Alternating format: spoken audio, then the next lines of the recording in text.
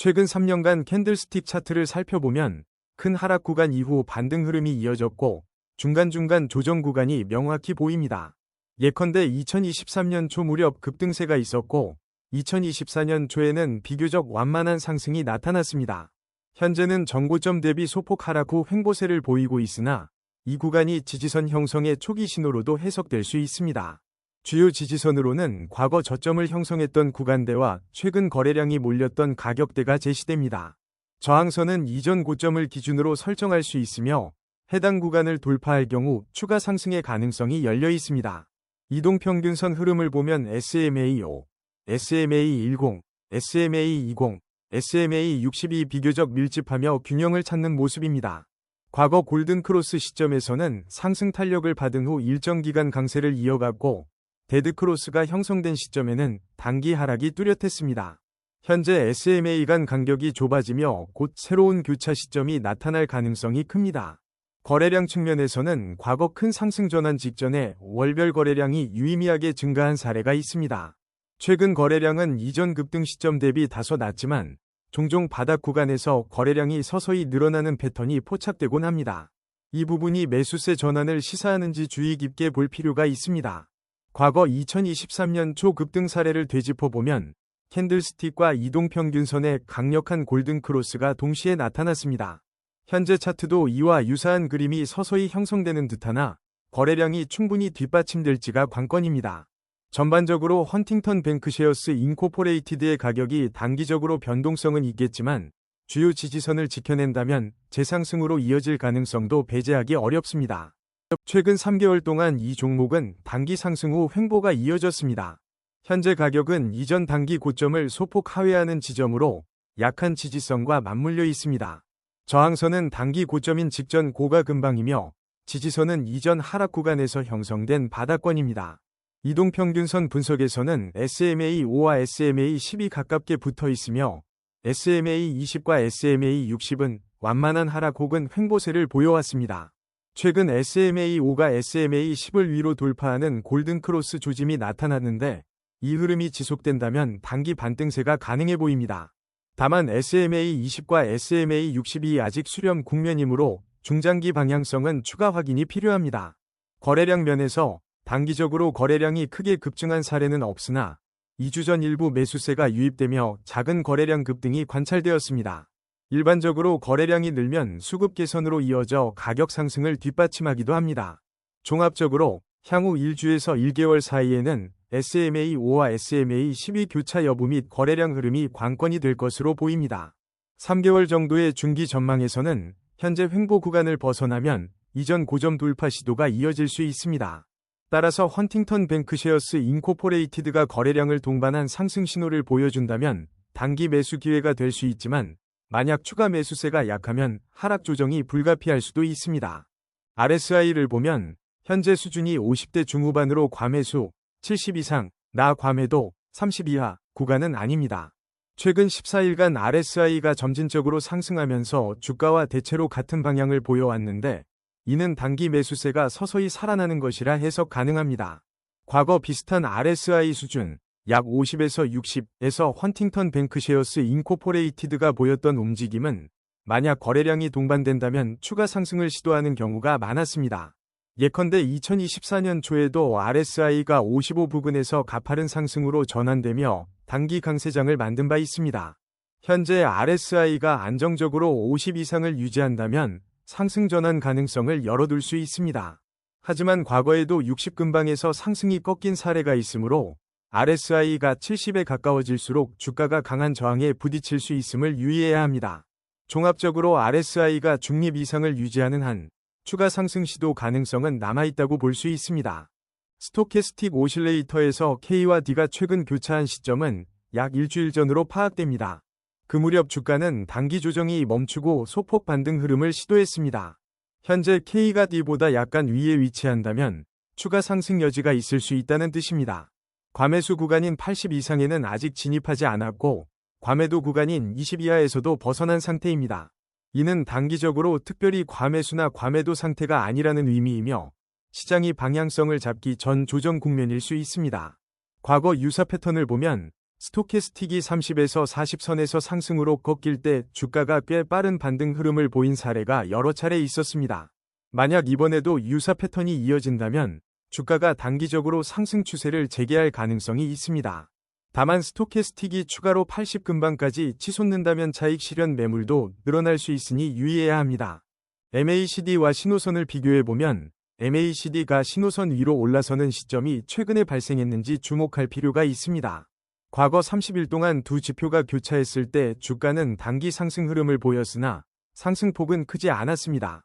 히스토그램 변화를 살펴보면 현재 히스토그램이 양, 플러스 영역에서 크기가 서서히 커지는 추세라면 상승 추세의 강화 신호로 볼 수 있습니다.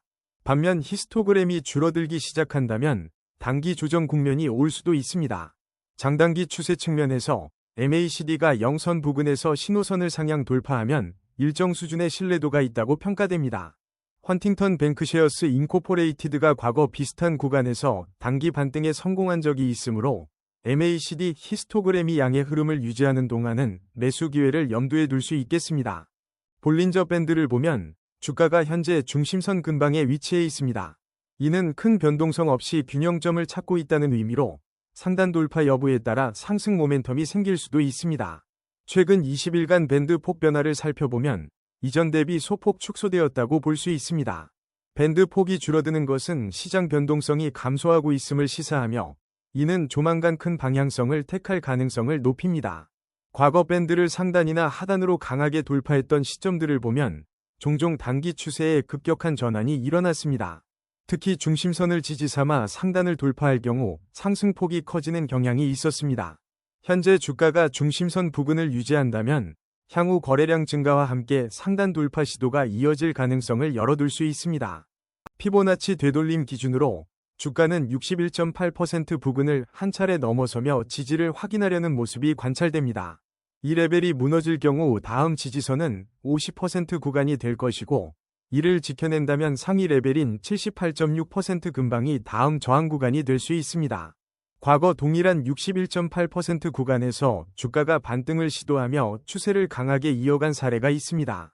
다만 이 지점을 이탈했을 경우 하락폭이 상대적으로 커지는 경향도 있으므로 신중한 관찰이 필요합니다.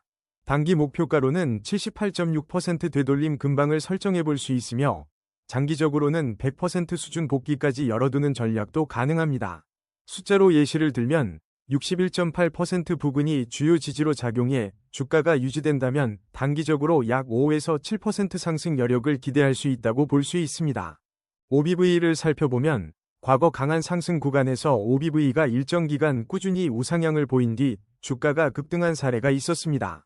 최근 OBV는 완만한 상승 곡선을 그리고 있으나 아직 급등 징후는 두드러지지 않습니다.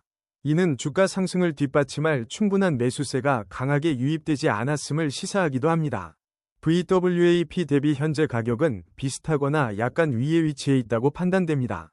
보통 가격이 VWAP 위에 있으면 최근 매수자의 평균 단가보다 높이 형성되었다는 의미이므로 매수 심리가 아직 긍정적이라 해석할 수 있습니다.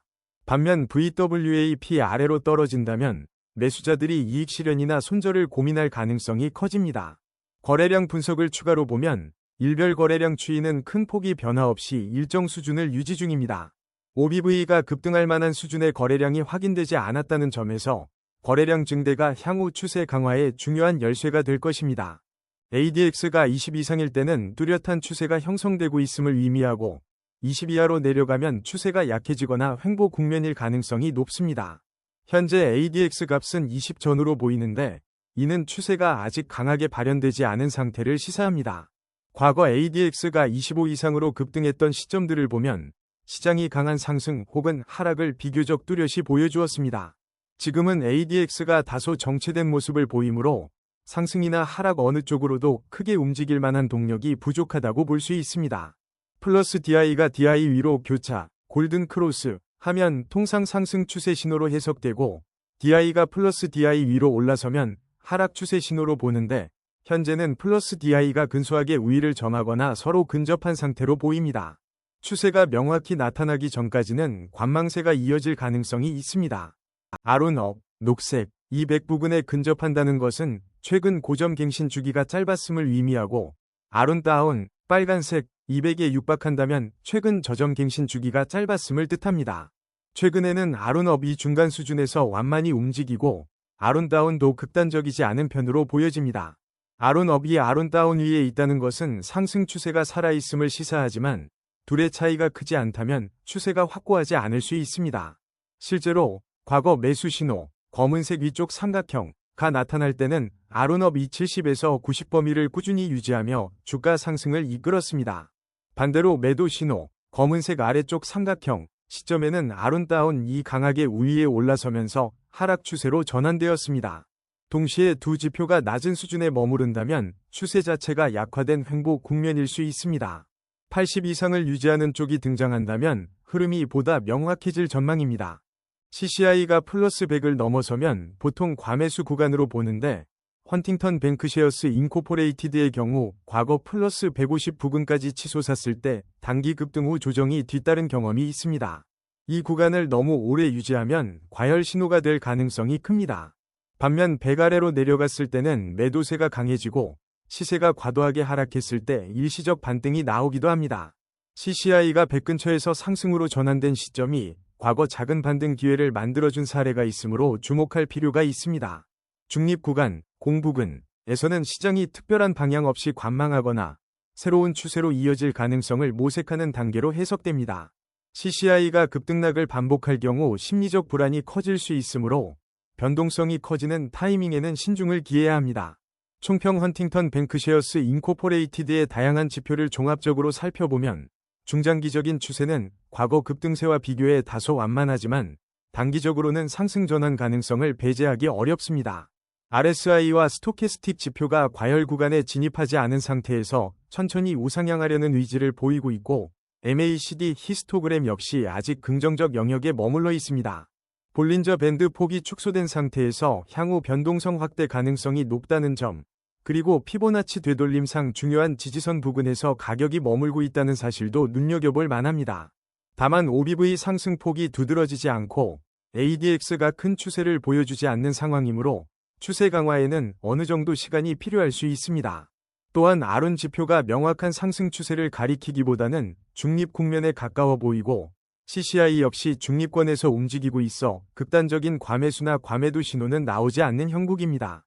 이를 종합하면 헌팅턴 뱅크셰어스 인코퍼레이티드가 단기적으로는 이동평균선의 골든크로스 발생 여부와 거래량 증가에 따라 변동성이 커질 수 있으며 중기적으로는 거래량이 지속적으로 증가해야 상승 추세가 더욱 확고해질 것으로 전망됩니다.